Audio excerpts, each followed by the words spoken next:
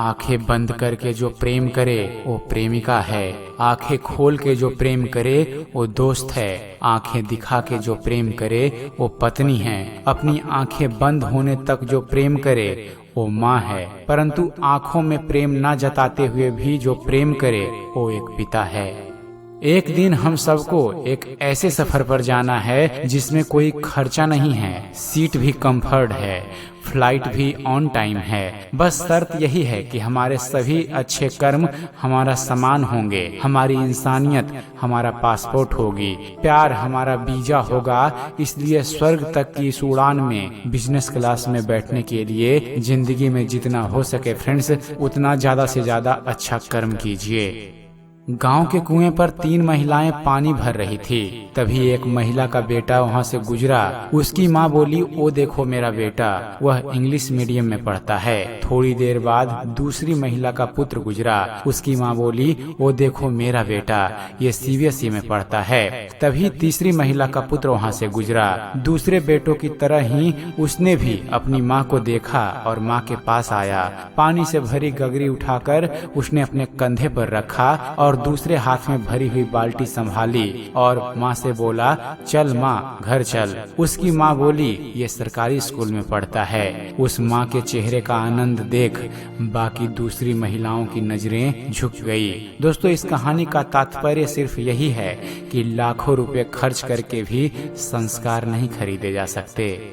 दोस्तों, 2 भाई जमीन के लिए लड़ रहे थे। वहाँ पर एक साधु आए और उन्होंने कहा, लड़ो मत, मैं इस जमीन से पूछ कर बताऊंगा कि ये किसकी है। साधु कुछ देर भूमि पर कान लगाकर लेटे रहे, फिर खड़े होकर साधु ने कहा, तुम दोनों तो व्यर्थ ही लड़ रहे हो। जमीन तो कह रही है मैं किसी की नहीं हूँ। बड़े बड़े सिकंदर आए और चले गए, मगर मैं किसी की नहीं हुई। हाँ, मुझ पर रहने वाले सब मेरे हैं। दोनों भाइयों की बात समझ में आ गई।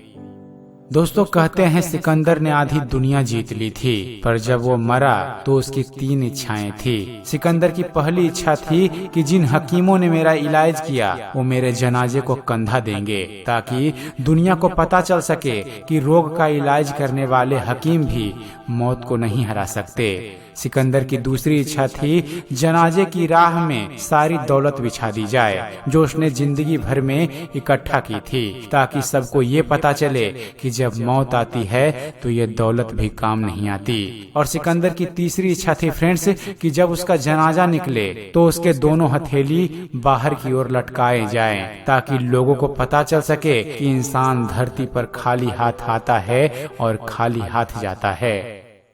दोस्तों, बर्तन से पूरी तरह पोंछकर खाना खाने वाले एक बालक के दोस्त उसका रोज बहुत मजाक उड़ाते थे।